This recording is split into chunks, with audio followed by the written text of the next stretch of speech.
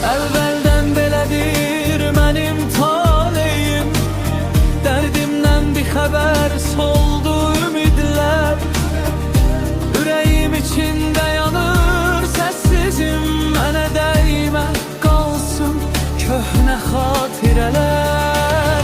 Əvvəldən belədir mənim taleyim, dərdimdən bir xəbər soldu ümidlər. Ürəyim içində yanır səssizim, mənə dəymə qalsın köhnə xatirələr.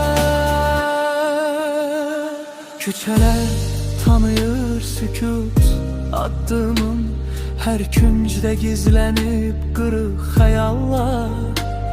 Bir dəniz içində boğur sözlərim, dil tapmır qəlbimə susub dualar. Əvvəldən belədir mənim talim, dərdimdən bir xəbər soldu ümidlər. Ürəyim içində yanır səssizim, mənə dəymə qalsın köhnə xatirələr.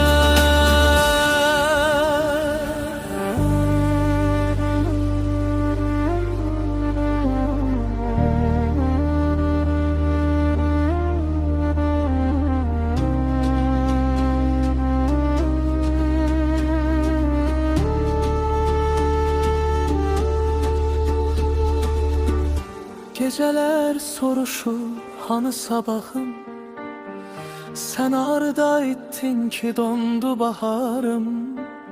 Bir kimsə bilmədi nə çəkdi canım, gülüşüm altında gizli yaralarım.